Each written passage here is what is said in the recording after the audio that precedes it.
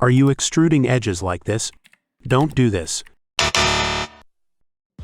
Try this. Select the edges you want to extrude. Hold Shift, right-click on the mouse and drag it to the extrude. Increase thickness as per what you want.